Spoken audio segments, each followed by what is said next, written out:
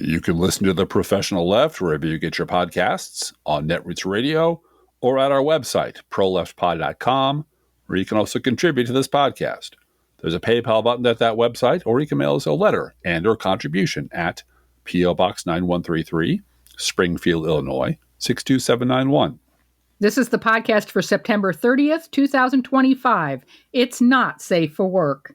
Recorded live from the Cornfield Resistance, where they're already putting up Christmas stuff at Lowe's, and it's still a month until Halloween?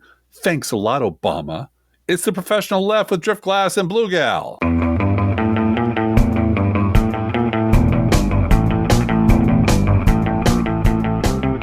Hi, everybody. We're going to start out today with this quote from one of the very large political websites.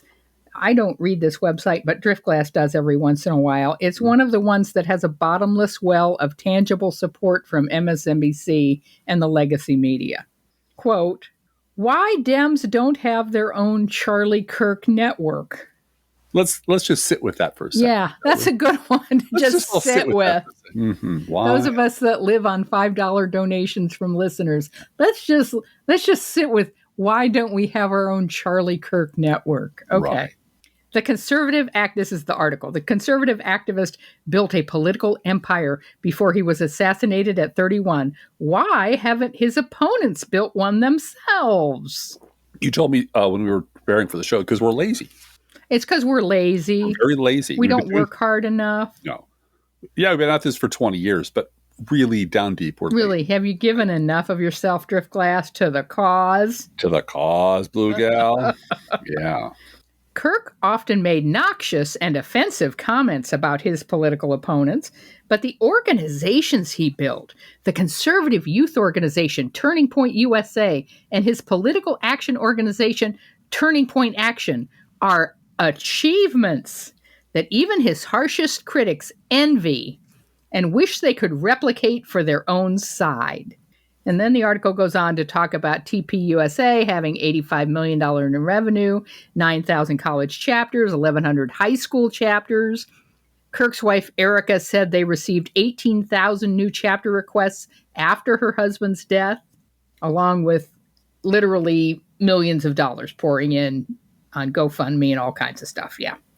The article says, quote, "Kirk himself built an influential podcasting platform that in early 2024 was averaging between 500,000 and 750,000 downloads per day, according to internal data from Turning Point. His TikTok account drew millions of followers, with some viral videos getting as many as 50 million views.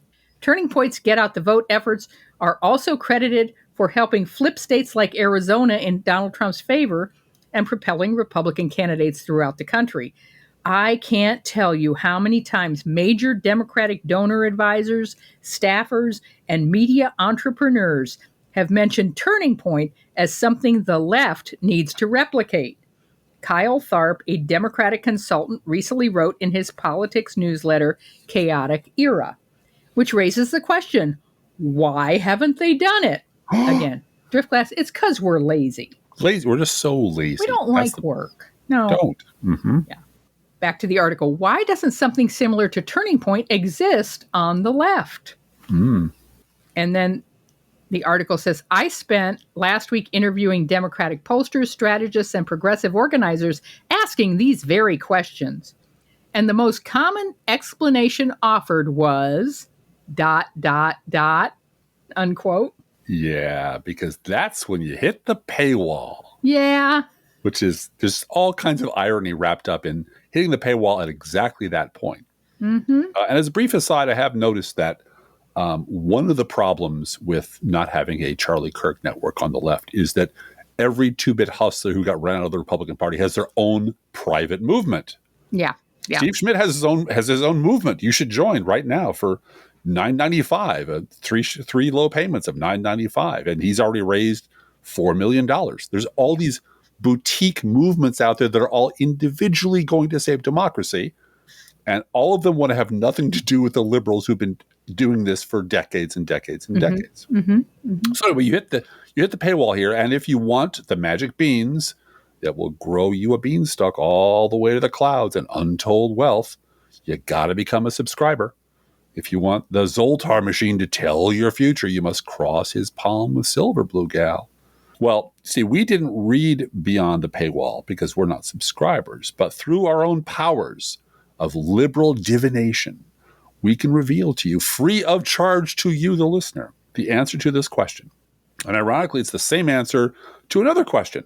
How did the site that paywalled this article go in a few short years from a rinky-dink 2016 Twitter hashtag called #NeverTrump to a profitable multimedia corporation with around 40 full-time employees? Weird. That had an annual 2024-2025 revenue between $10 and $14 million, and that had the resources all of that time to burn capital for years until they finally became profitable in 2024. That's a lot of resources. Well, for answers to that question, we turn to Danny DeVito in The Heist. Everybody needs money. That's why they call it money. Ah, yes, money. And I'm going to interrupt the flow here for a moment and just thank the listener who wrote into me, actually, saying that their $5 donation was a microdose toward better media. Thanks. And I love that. Yeah. Perfect analogy. Just perfect. Yeah. I'm going to microdose for better media.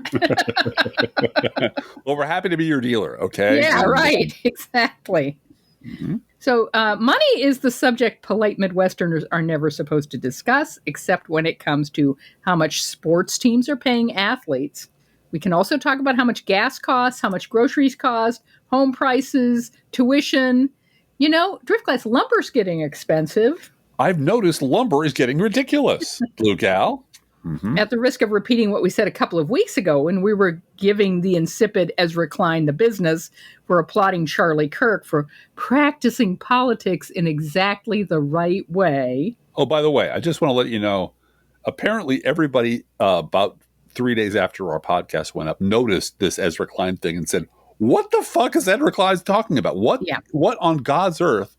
I don't want to hear another word about this guy and this practice. Right. Anyway. Well, and now Ezra Klein and Ta-Nehisi Coates are into it, having quite the big fight about who has responsibility for just telling the fucking truth. Right. And Ta-Nehisi Coates is on the side of telling the fucking truth. Ezra Klein wants tactics. Right. And, you know, Charlie Kirk had these great tactics. Right. He's a fucking racist. Right. Who lied lied all the time. Stupid people. I just want to point out, Blue Gal, this is a very deep cut that I think you will appreciate with Ezra Klein and all. This is not the journal list we were promised. I was on journal list for a hot minute. Yeah, I wasn't, but I'm going to ask, if you know, you know. If you don't, go look it up, and it's good for a laugh, at least. And I will tell you that I am old enough, and I was on journal list long enough ago that I was the one who wished Glenn Greenwald a happy birthday. Oh, my God. And we're married? You never revealed this terrible thing to me until now? Back when he was a good guy, sort of. Yeah. I mean, we all knew he was a jerk, okay? But he was a jerk on our side. Yeah. Trying to get the truth out about Iraq. Turns out, no, he wasn't. He just liked being a jerk. Yeah, he's a professional contrarian. Yeah, so there you go. Anyway, back to the article. Anyway, but here's Ezra Klein, and we are reviewing some of this, but it is to answer the question, why doesn't the left have a Charlie Kirk network? Why, Blue Gal? Why? Yeah. Why? So here's Ezra Klein. That was not all Kirk's doing, but he was central in laying the groundwork for it. I do not know Kirk, and I am not the right person to eulogize him, but I envied what he built. A taste for disagreement is a virtue in a democracy. Liberalism could use more of his moxie and fearlessness, unquote.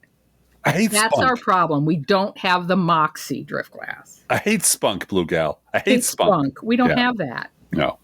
And back in our earlier podcast, we noted that Ezra had left out some really important facts, such as the fact that Kirk did not build his huge propaganda network out of moxie and fearlessness and bootstraps and that pluck stuff. Mm-hmm. Like every other right-wing influencer, there was always a billionaire or two, either American or Russian, Yeah. in the background with bags and bags of money propping him up. Mm-hmm.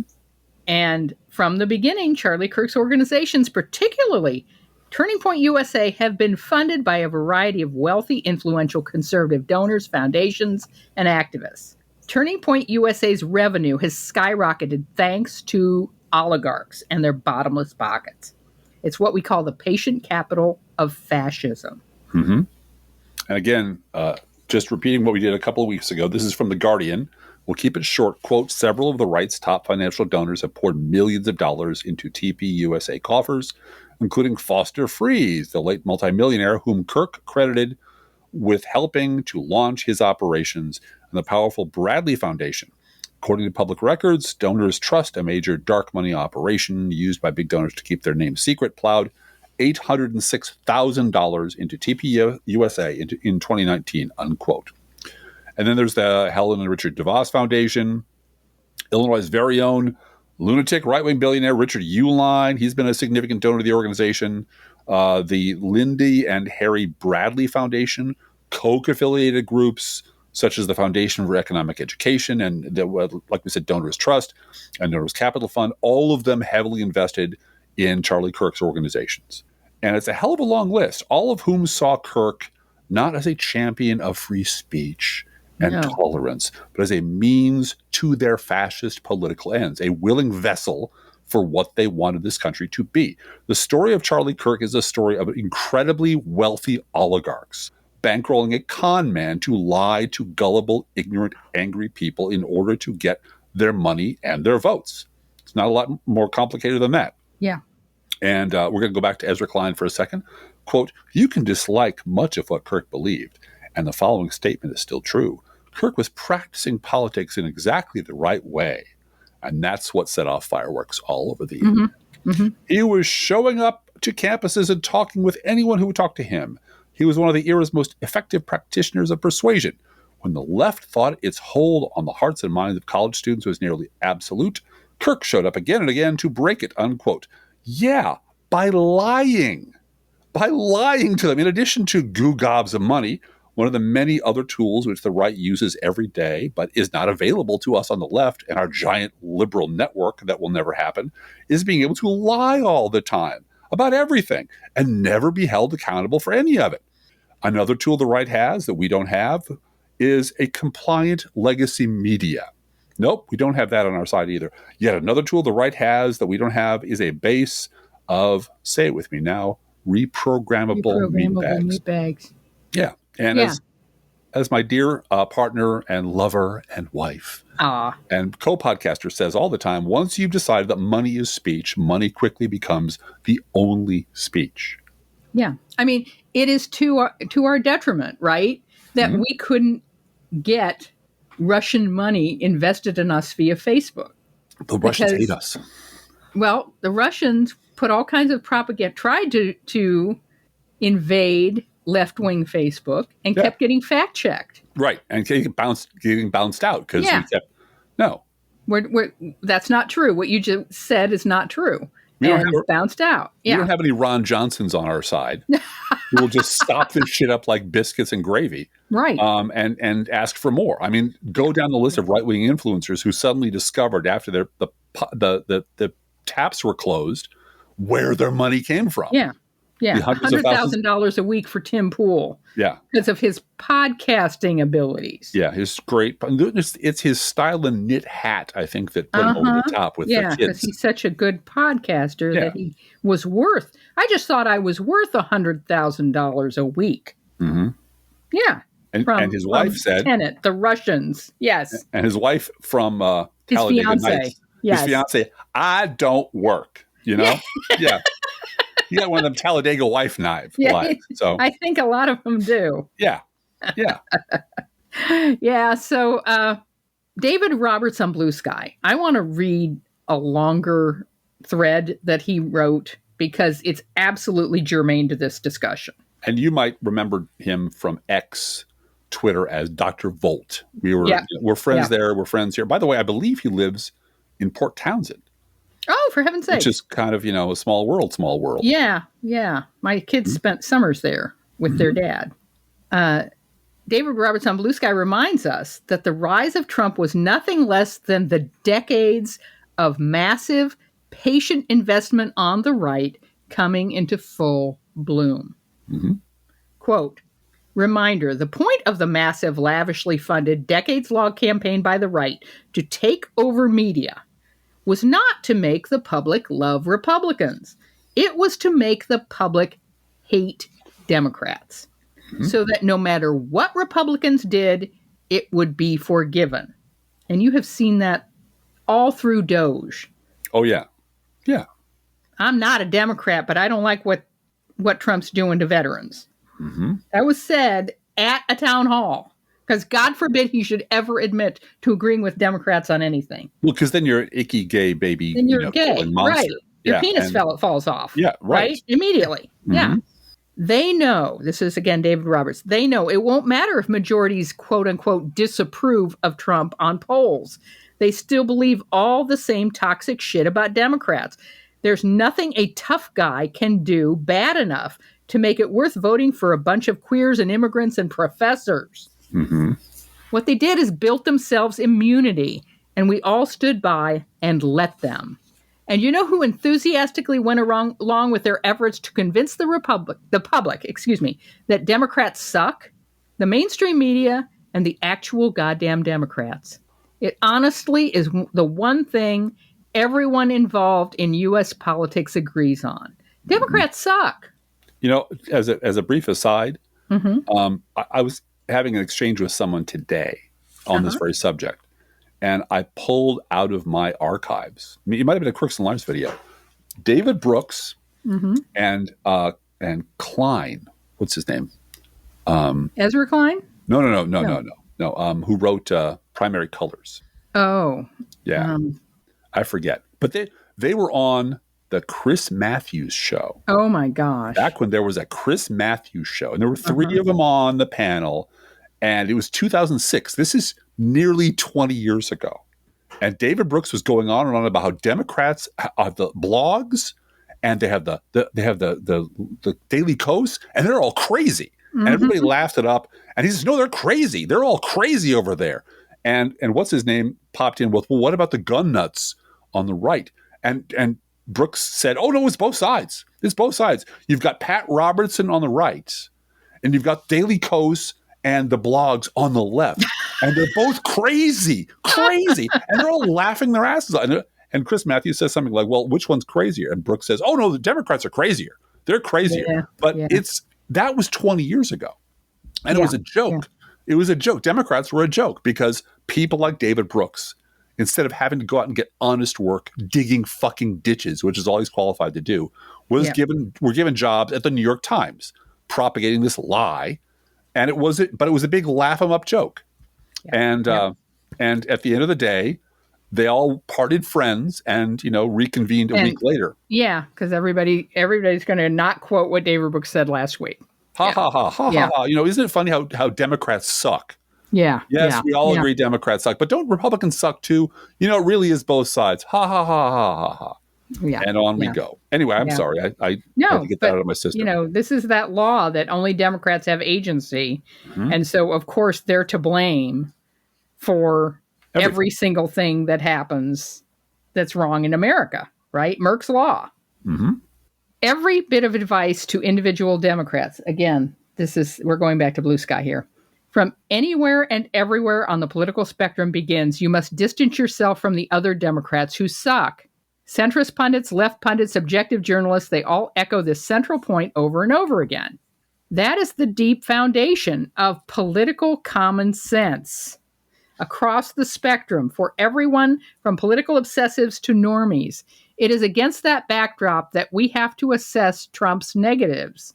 Sure, they're negative, but not decades of consistent propaganda negative. Yep. Oh, it came back to me. It was Joe Klein. Joe Klein. Joe Klein. Yes. Joe Klein. Yeah. Yeah. And now that Republicans run the government and have unlimited money lined up behind them, they can get away with almost anything. And here we go with the almost anything. And I realize this gets dark, but I promise you we have some punchlines at the end, so bear with us. Mm-hmm. There's light, a small glimmer at the end of the tunnel. A small glimmer of light at the end of the tunnel, right.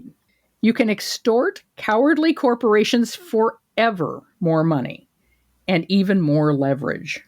From CNN, quote, YouTube agreed to pay $24.5 million to settle a lawsuit filed by President Donald Trump after he was suspended by social media platforms following the January 6, 2021 insurrection. This makes Alphabet-owned YouTube the last of the three big tech social media companies sued by Trump, which included Meta and then Twitter, now called X, to settle over his removal from their platforms. To which I would add, after he tried to overthrow the government of the United States. Right. Violently. Yeah. Yes. Yep. YouTube will pay $22 million to settle the claims made by Trump to the nonprofit Trust for the National Mall, which is, quote, dedicated to restoring, preserving, and elevating the National Mall to support the construction of the White House State Ballroom, according to a court document. YouTube directed CNN to the court document when asked for comment because they don't want to talk about it. Right. And $24.5 million is nothing to them. Right. But think of what kind of liberal network you could set up with $24.5 million. Yeah. Just as seed money. Yeah. Yeah. And you wouldn't have to pay and I'm gonna crow here a little bit. Uh-huh. The very talented liberal podcasters out there who work very hard. And for harder nothing. than us. Some of them work even harder than us, drift glasses. Mm-hmm. And you wouldn't have to pay them $100,000 a week. No, not at all. Half that. Just half that in cash. Half $50,000 a week is all drift glass asks for. That's all I'm asking. That's all I'm asking. Mm-hmm.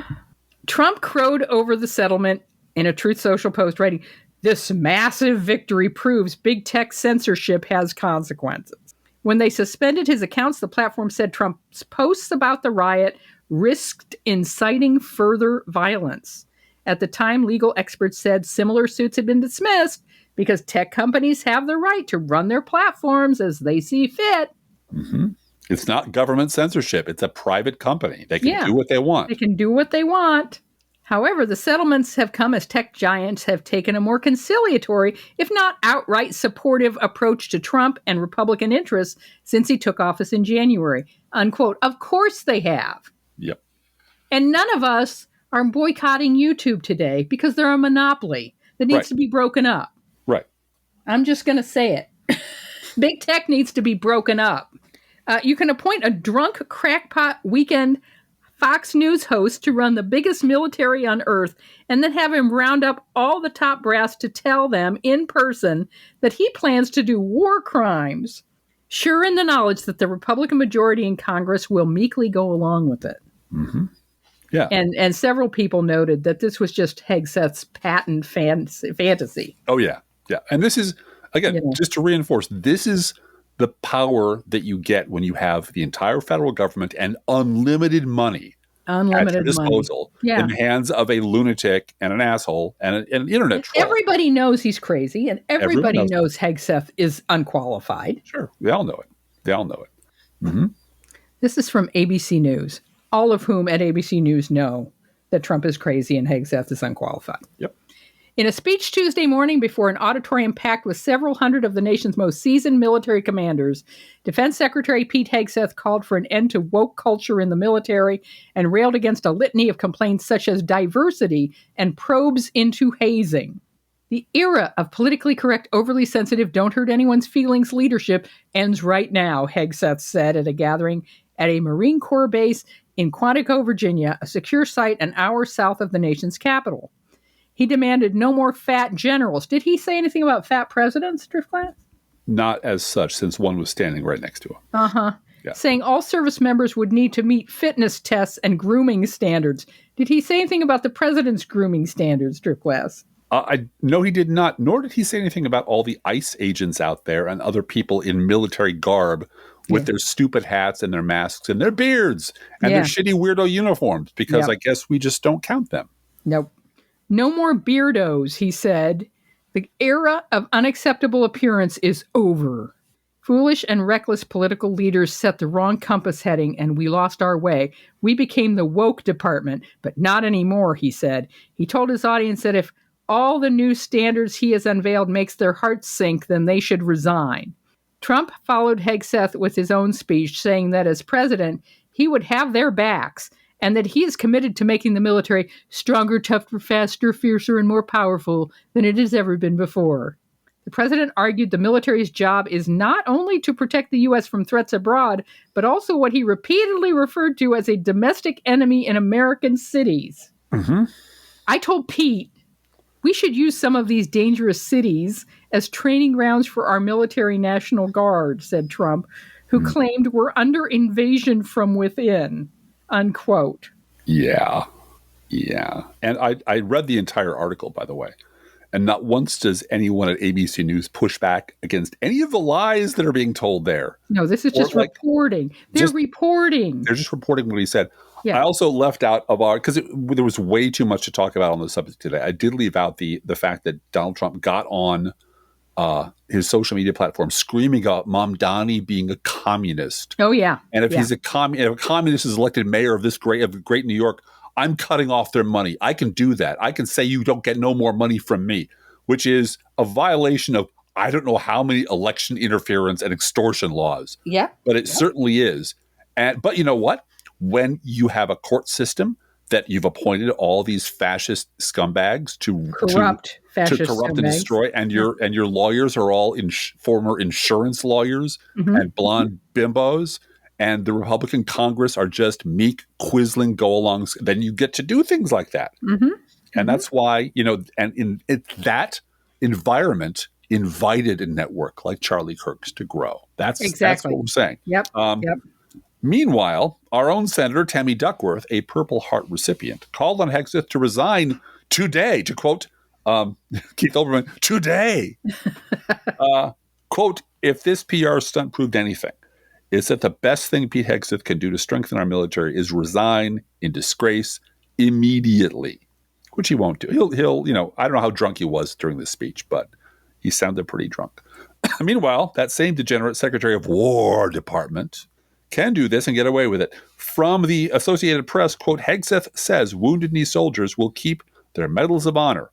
Because he's a fucking racist. And all of your Republican neighbors and your friends and your colleagues and the people in church, all of them voted for this shit.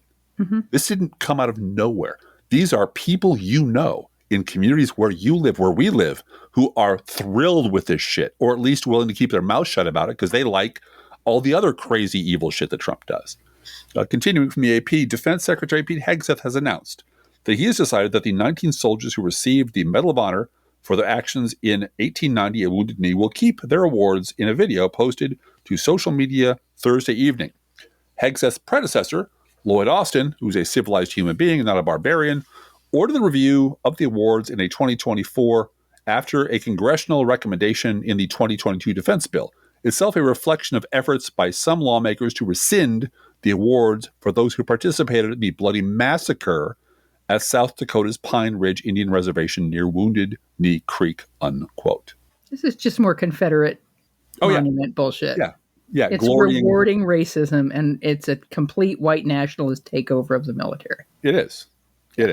And it's happening right out in public. And once again, all of your Republican friends and neighbors and colleagues are completely okay with it, are completely cool with it.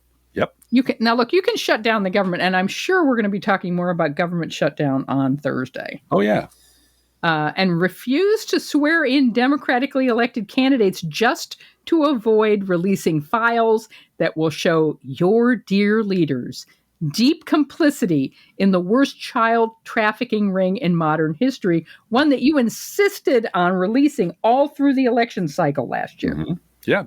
The FBI director, the Secretary of War. Yeah. We're all wanting to release the Epstein file. All screaming about that. And you know what? The base remembers. They remember these things. They do, because they have been trained. I mean, this is the big backfire, right? Yeah. The load-bearing lie. Because they remember and want to protect children. And Donald Trump allegedly got a topless happy ending lap dance from a couple of 14-year-old girls while Jeffrey Epstein took pictures. And you know what? They're willing to shut the government down and refuse to swear in one Democratic House member for fear that well, anyway, you continue with the story. I'll read this. This is from the Hill. Quote, Republican refused to swear in newly elected Democrat, delaying success of Epstein petition. Speaker Mike Johnson, Republican of Louisiana, and House Republican leaders refused requests from Democrats to swear in Representative-elect Adelita Gravalia, Democrat of Arizona, on Tuesday. She's the daughter of the former representative who passed away. Saying she will be sworn in when the House returns to regular session. The move deprives a petition of the last signature it needs to force a vote on a bill to release files related to Jeffrey Epstein, a push that Republican leaders and President Trump oppose, unquote.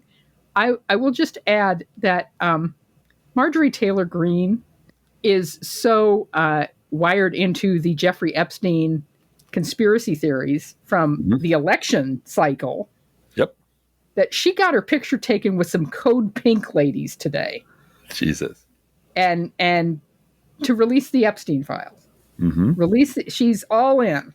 And there's also no word on exactly how concerned Susan Collins is about all this. No, exactly. Yeah. And when people bring you bad news, you can insist that they just be fired. From the Independent, quote, Trump demands that Fox News fire its own pollsters after releasing unfavorable numbers about him. Then you can invent new numbers to validate the bigotry and paranoia of your base. This is from Wired. Quote, Heritage Foundation. This is a story, Driftglass. If you told me you made this up, I would applaud you. I'm not that good. It is better than the best science fiction I've read all year. I'm good, but I'm not that good. You're not this good. No. Heritage Foundation uses bogus stat to push a trans terrorism classification. The thing that would make this headline perfect would be to honor Charlie Kirk. Yes. By inflating numbers and narrowing definitions, Heritage Foundation promotes a false link between transgender identity and violence in its push for the FBI to create a new terrorism category called trans terrorism, Driftglass. It's true. It's a true story. This is a true story. This is not, we're not making this up. No. Oh, well, God, how I wish we were. Not The Onion. And, control over the entire federal government and unlimited money is what allows Trump to get away with behaving like the worst kind of racist internet troll all fucking day, every day, while at the same time using the power of the MAGA mob to crack down on any speech the dear leader doesn't like anywhere for any reason. This is from the New York Times. Quote, she was fired for a comment on her private Facebook account. So you kind of know where this is going. 2 days after Charlie Kirk was killed, Suzanne Swartz, an employee at Ball State University in Muncie, Indiana, woke up to a cascade of missed calls, texts, and voicemail messages from numbers she did not know. They were calling me all kinds of names, threatening my job, Ms. Swartz said. It was every kind of awful curse word under the sun. I immediately texted my supervisor and I said, I think I have a situation. Ms. Swartz discovered that the barrage stemmed from something she had posted on Facebook the day before. If you think Charlie Kirk was a wonderful person, we can't be friends. That's all she said. Her Facebook settings were private, but one of her followers must have taken a screenshot and sent it on without her knowledge. Within hours, Libs of TikTok, a social media account known for transphobic content and smear campaigns against schools, hospitals, and libraries, posted it publicly. Speaking of an organization that could have data used against it to label it a terrorist organization. Oh yeah, absolutely. They have been the source of more death threats to people. Yeah. Than any other X account that I know of. I wonder if Ezra Klein thinks they're doing politics right. Are they doing politics right, Ezra Klein? Because they're so persuasive. They have the power of persuasion. They're doing persuasion better than anybody. They posted it publicly on its popular X account. Ms. Swartz got her first message 19 minutes later. Elon Musk posted about it. So did Rudy Giuliani. Indiana's Attorney General, Todd Rokita, also mentioned it on X, calling her comments vile, which is a term they just learned apparently, and saying that they should make people question someone's ability to be in a leadership position, unquote. In other words, fire her. The the Indiana's Attorney General is basically saying, fire her. And someone from a Buffalo area code left a voicemail message stating Ms. Swartz's home address and saying maybe she should get the same treatment as Charlie. Ms. Swartz called the police. Eventually, the post would get 6.9 million views, unquote. It goes on much longer than that, but the upshot is she lost her job because the MAGA mob was turned on her on purpose because by libs of TikTok. That's the kind of network that they have over there. Yeah. And those tools are not available to us because we don't fight that way. No. You can also blow up the war on cancer and get away with it. And the war on autism and a war on a whole lot of other diseases. From the New York Times, quote, Trump shuts down war on cancer. Trump is shutting down the federal war on cancer right in the middle of one of its most productive periods. The system that helped save millions of lives is now under threat, unquote. And when you control the entire federal government, when a MAGA mob of morons and reprogrammable meatbags and bigots has given you control of the government and you have unlimited money at your disposal, you can also destroy programs for the disabled. This is from Oregon Public Broadcasting, who's reporting, quote, the Trump administration has cut funding to disability programs in the state, unquote. You can have your attorney general threaten to prosecute those who don't bend the knee. From Mediaite, quote, Pam Bondi threatens charges over Office Depot employee who refused to print Charlie Kirk flyers. We can prosecute you. We can prosecute you? Yeah, Pam Bondi's got nothing better to do with her time than that. Yep. I wonder. There were 5 mass shootings this weekend. Yeah, that's just background noise. Yeah. No, I wonder who reported this to Pam Bondi. Was it libs of TikTok or Cat Turd or one of the other members of his kitchen cabinet? Yeah. Meanwhile, out here in the real world where we live, all that power and all that unlimited money in the hands of fascists and grifters and lunatics are having real consequences that are hurting and killing real people. Even real people who voted for Trump over and over again, because you know what? If you're a Republican, you can absolutely fuck over the same farmers and blue-collar real American workers you fucked over last time and never, ever worry about facing the music. This is from Fortune magazine, quote, farmers say, we're in a very dire situation ahead of harvest with 0 soybean orders from China, historically the largest buyer, unquote. Because you have unlimited power and money, you can literally rob Peter to pay Paul and no one's going to say boo. From the Des Moines Register, quote, USDA secretary says farmer bailout could be funded with tariff proceeds. So, make sure I understand this. Quote, yeah. We're bailing out Argentina's economy. Yes. Which is where those soybean orders are going. Yep. And we're doing that with money that we taxed American taxpayers with in the form of tariffs to bribe farmers who were stupid enough and self-destructive enough to vote for Trump 3 times in a row. That's exactly. the circle of life, baby. For more actual real-world consequences, let's go to WVTM, Channel 13 in your old stomping ground, baby, Birmingham, Alabama. Quote, Alabama construction industry struggles with workforce shortage amid immigration raids. What? Unquote. I know. It's a much longer article, but you get the gist, unquote. From that hotbed of commie agitation, the Wall Street Journal, this headline, quote, FEMA is paralyzed, disaster-torn communities are paying the price.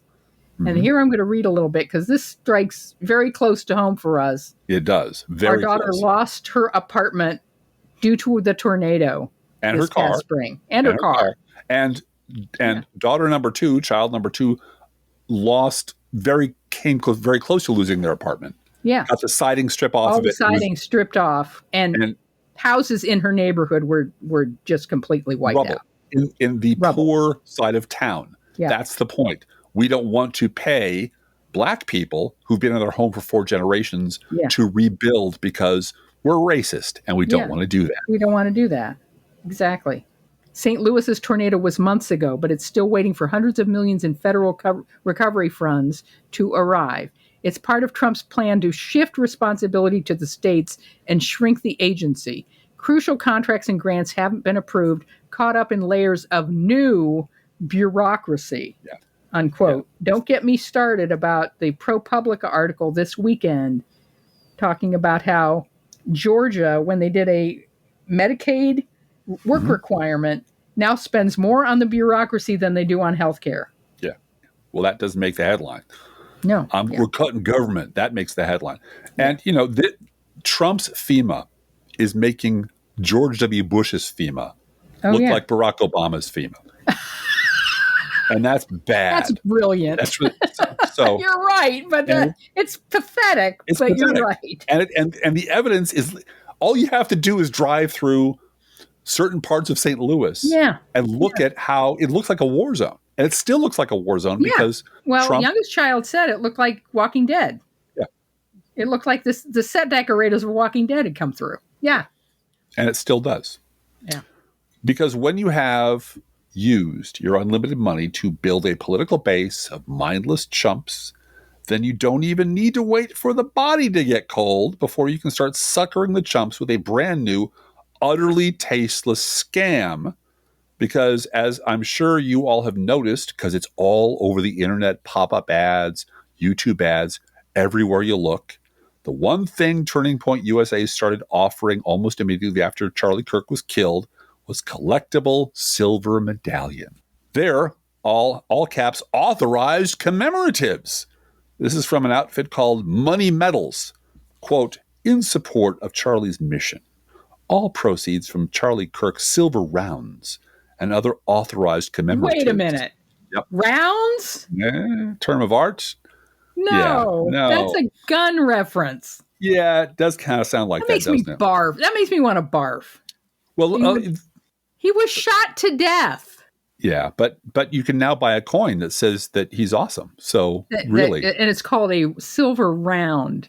Well, there are other, and again, all caps, authorized commemoratives. And the money will all be donated directly to Turning Point USA by Money Medals Exchange. I'm sure is entirely reputable. On with the ad copy, Charlie Kirk was an unapologetic Christian, a devoted family man, and a highly regarded advocate for American ideals of liberty, personal responsibility, civil debate, and most important, free markets, Blue Gal. Most important. I'm sorry, I'm laughing. I'm actually a little nauseous over silver rounds, but go ahead. But yeah, again, the most important part here is the free markets, the money portion. This 1 ounce of 0.999 fine silver round enshrines the theme, the fight continues, in Charlie's memory, blending tribute, symbolism, and bullion value together. Unquote. Now, I got to tell you a couple things here. I wonder, first of all, was this silver rounds outfit on the Chiron during Charlie Kirk's funeral? Because they were pushing merch. Oh yeah, they're pushing merch like mad. Yeah, right then. Yeah, and we had a discussion at Crooks and Liars about this because, his widow is now doing the Charlie Kirk show and pushing merch and support the mission of Charlie Kirk, my fallen hero husband, by buying merch. And none other than Nazi Nick Fuentes went on his show and said, come on. Ghoulish. This is not right. Oh, come on. Widow of someone who was violently murdered on camera. And something ain't right here that she bounces right back and is pushing merch on his podcast. First of all, you missed the part where Charlie was for free markets, Blue Guy.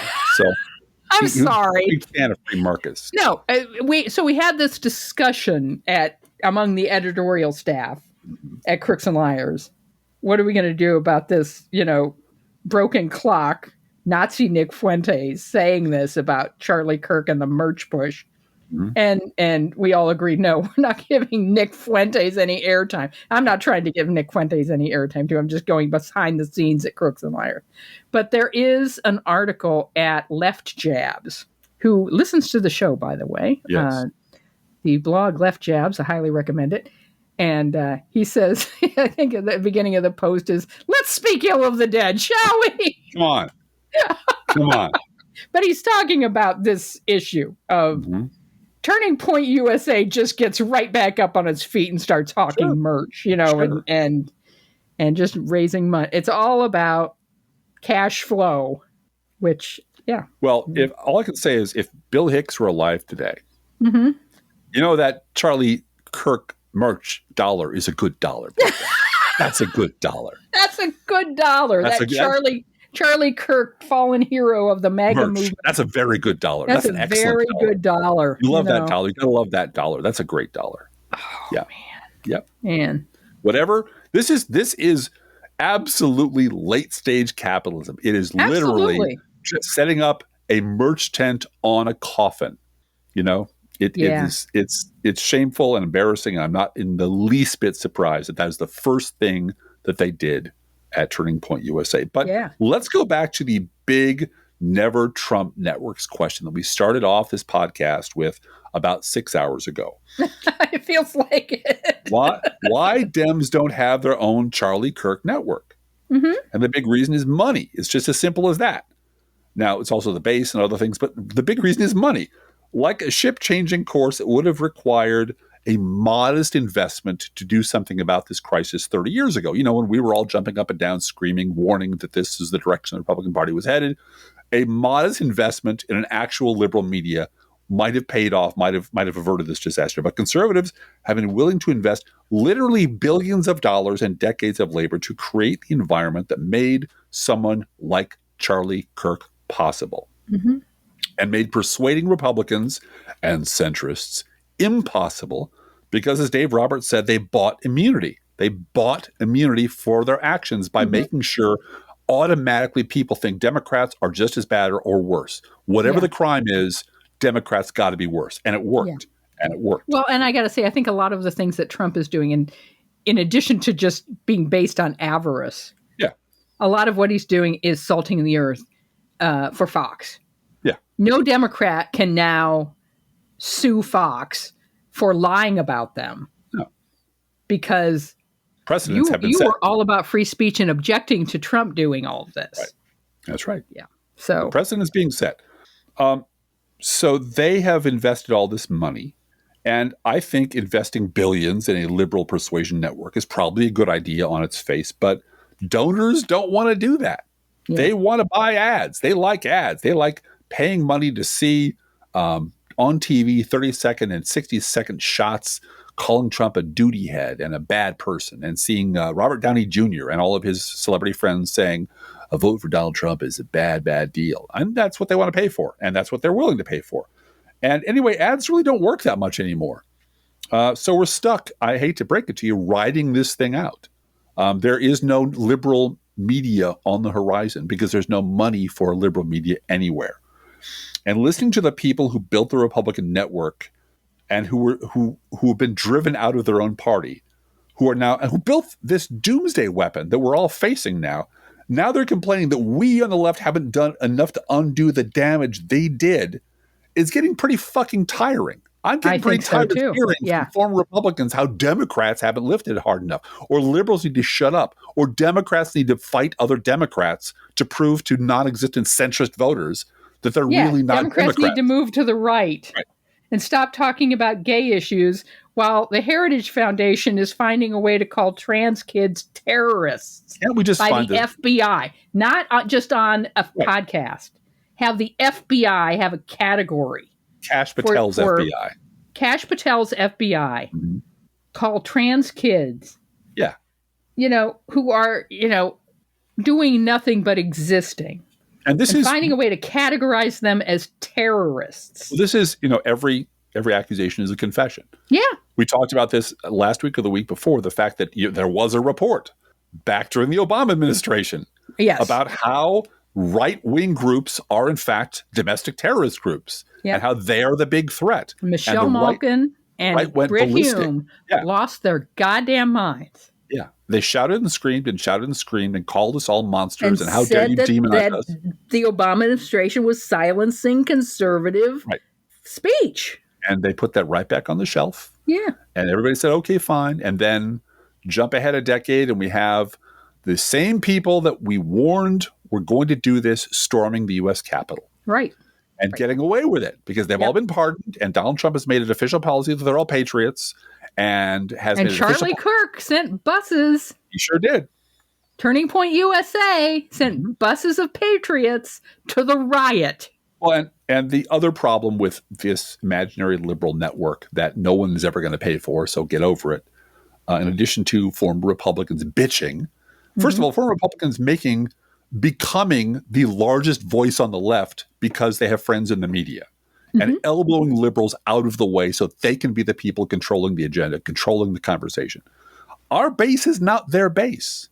Yeah. Our base does not respond to racist ads. Our base does not respond to calls for mass deportation.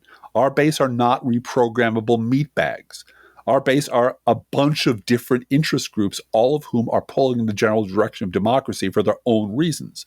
We are an alliance of a bunch of different groups, not a bunch of assholes goose-stepping together towards the cliff. So the tools that get their base out won't work with us. And I believe I told Rick Wilson this before he blocked me, which is because he was bragging, I won 1 million elections and I know how to kick ass. Yes, Rick, you know how to get Republicans to the polls.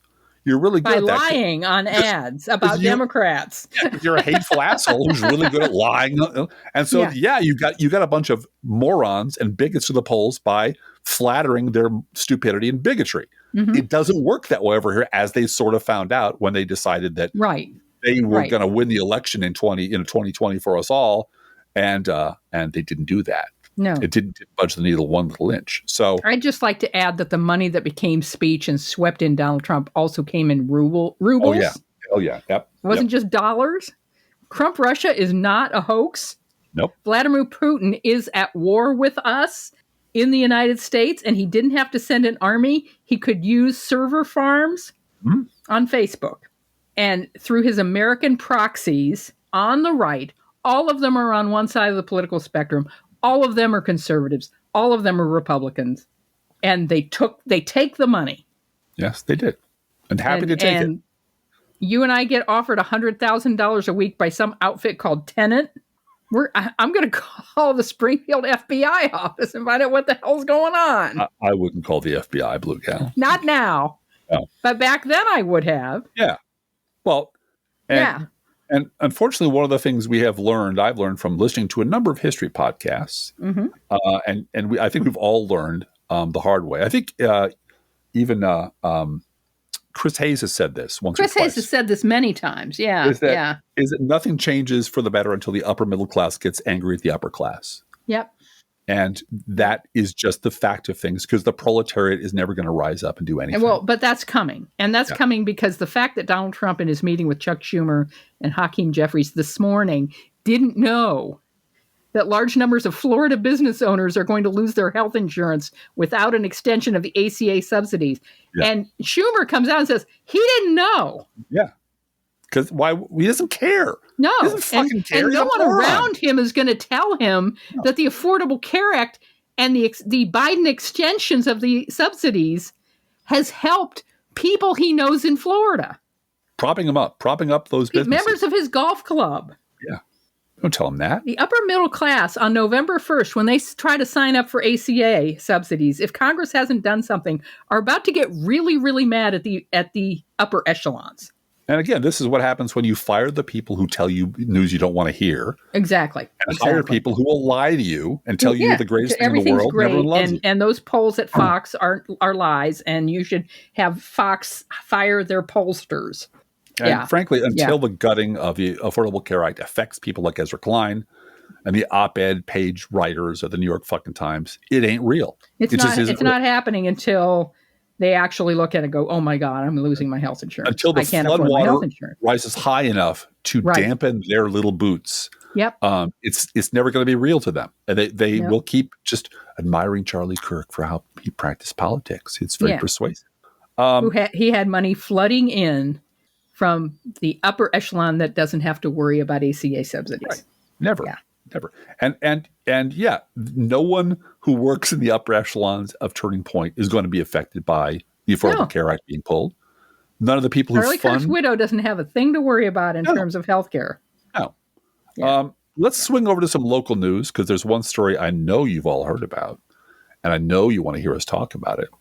Because, as you probably know, ICE has been getting its jackbooted ass handed to it back in my stomping grounds in the city of Chicago.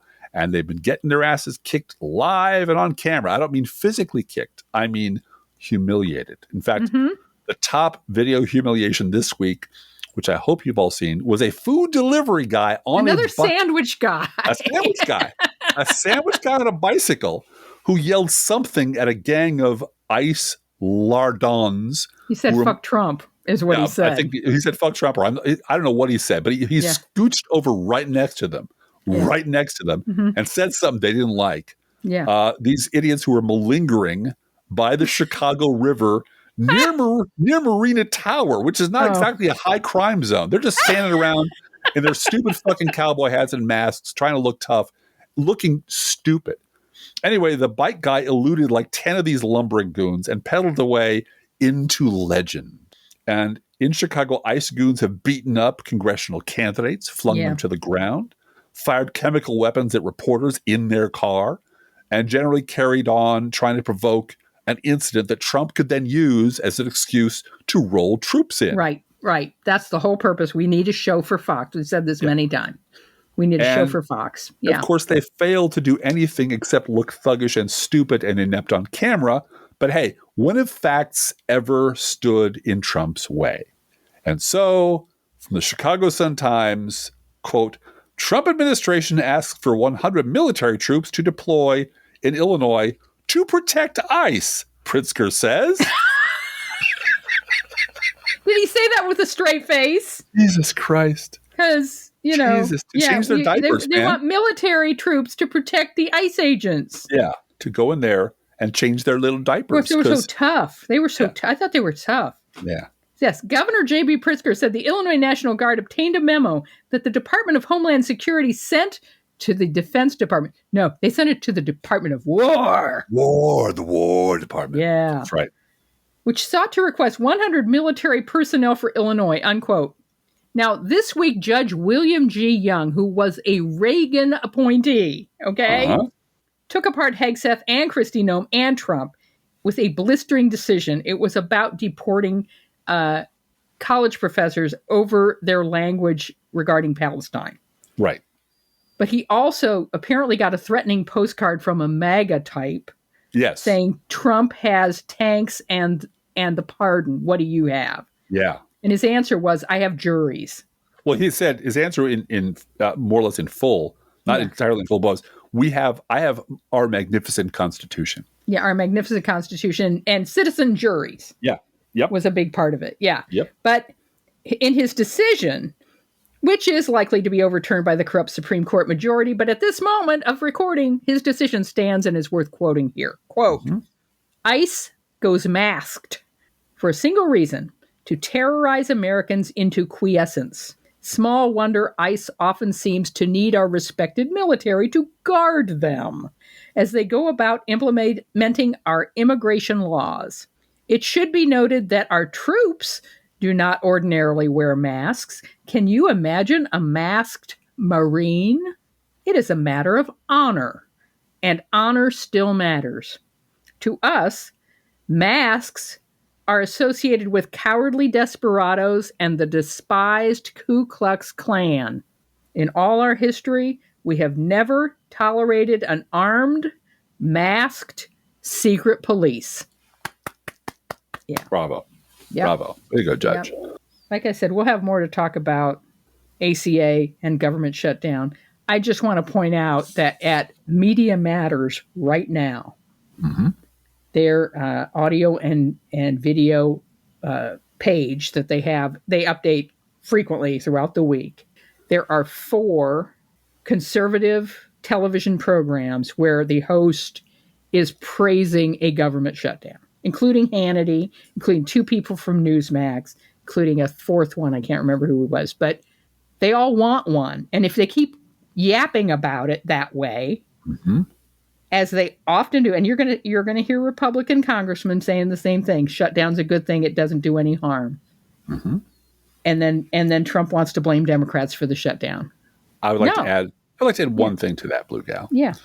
Even as we speak, my brain, I'm still here, I'm still focused, I'm still with you, but part of my brain is composing a post based on the New York Times op-ed page that invited a guest op-ed today a guest op-ed writer to explain why government shutdowns are bad and why Democrats are going to get spanked for them. That would be Newt Gingrich. In case they invited Newt Gingrich to write a column against the shutdown, huh? The New York fucking Times gave Newt Gingrich its real estate to explain shutdowns, why they're bad to the American public, which is why... And that Republicans are going to be blamed for it. No, Democrats will be blamed for it.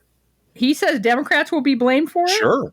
Oh, of course he did. Of course he did. Yeah. Shutdowns are bad. Democrats really shouldn't do this. Why are Democrats doing it? I haven't read the article, but just the nerve of them. The fucking nerve of them, which is why I have been, for the last 4 days, I've been posting to Blue Sky directly to Margaret Sullivan, the former public editor of the New York Times, asking a very simple question. Why does David Brooks still have a job at the New York Times?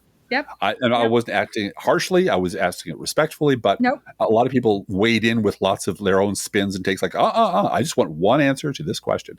And it's an answerable question. It's a known question. There has got to be a reason for it. I bet it has something to do with money. I would like to exactly.